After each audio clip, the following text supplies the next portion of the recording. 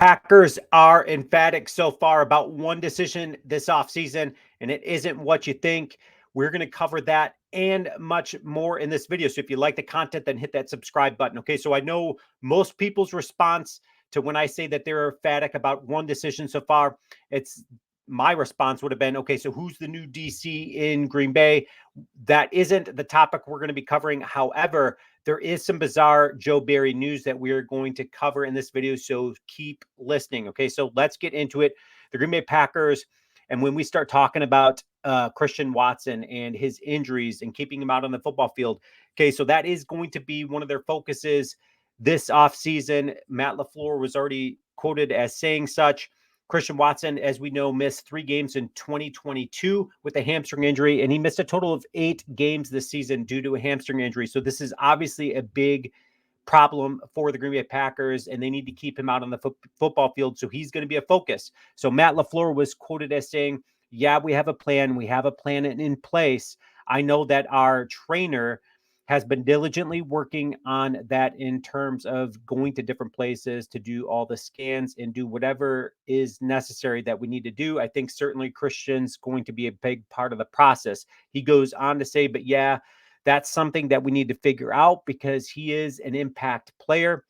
We see his value when he's going at full strength, his ability to make plays for us, explosive plays, and we're better when he's out there on the grass. Christian Watson, obviously equally as frustrated. He was quoted as saying he's already spent tens of thousands of dollars, okay, on trying to figure out what's going on. Christian Watson goes on to say that the cost doesn't really matter to me as much as figuring it out and getting it taken care of. So I'm going to continue to do so and spend what I need to spend to get it taken care of. Hopefully, once I get care of, I'll be able to maintain it a little bit better.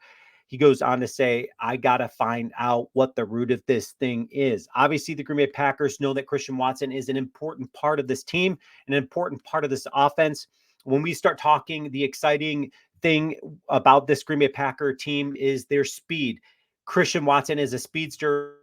He needs the football field, and missing 8 games this season is just not going to cut it. So that is one of the emphatic decisions that they are making this off season. Okay, so let's get back to the Joe Barry conversation. Okay, so when we start talking Joe Barry, we know that he has been a complete hot topic of the 2023 season, not just amongst the Green Bay Packer organization, not just amongst the Green Bay Packer fans, but also around the league. Joe Barry, everybody thought this guy was going to be losing his job this season, but Matt LaFleur doesn't seem to be in any hurry, as he was quoted as saying on Monday, it's just going through the process at my own pace. Obviously, Matt LaFleur just isn't in a hurry to make that decision. Okay, so for whatever it's worth, in 2022, at the end of that season, Matt LaFleur, when he was asked, okay, what is Joe Barry's future here in Green Bay after they had a lot of struggles in 2022?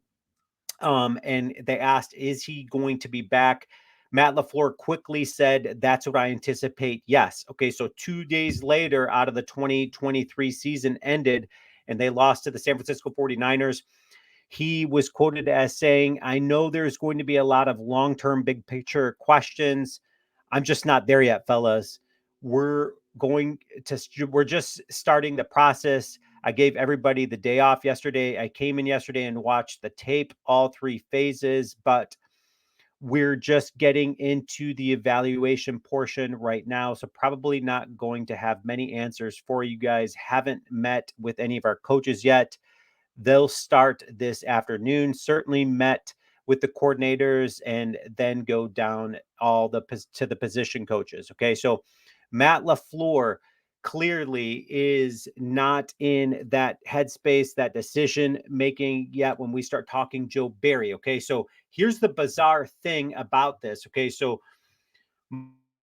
offensive, defensive, whatever, any coaches being brought in sign a 3-year contract. Somewhere along the lines, everybody thought Joe Barry was going to be done this offseason. Are they going to retain him? Are they not going to retain him? Those were going to be the big questions.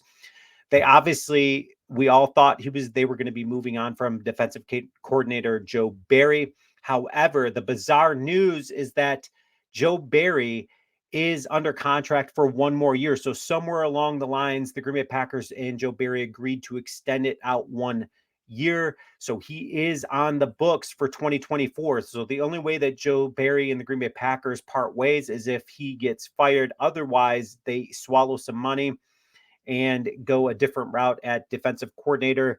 So let's take a look at the numbers. Okay, so we obviously know that the Packers defense got better. Okay, so we know that as the season went on, the defense got better, making it an arguable case for Joe Barry to keep his job there. So what were the defensive numbers for the Green Bay Packers? They finished 9th in points allowed per game. They finished 17th in yards allowed per game, 10th in passing yards allowed per game, 28th in rushing yards allowed per game. Okay, so those are not as bad as what we initially encountered at the beginning of the season. So I want you guys to weigh in on your comments. Did Joe Barry do enough to keep his job in Green Bay, or is nothing that this guy could do? Because if you look at the playoffs, okay, so leading into the playoffs, the Packers just annihilated the Minnesota Vikings and then handled the Chicago Bears pretty handily. They go into the playoffs, go on the road. They handle the Dallas Cowboys, and they kept their offense at bay. Then they go and do the same thing against a very potent offense in San Francisco, and they keep them relatively at bay in that game as well. So did he do enough to keep his job in Green Bay? Or are you in agreement that the Green Bay Packers need to keep him for the 2024 season until his contract is up, which I think is super bizarre that he somehow ended up getting that 4th season? Leave your comments. Let me know your thoughts. Go Packers.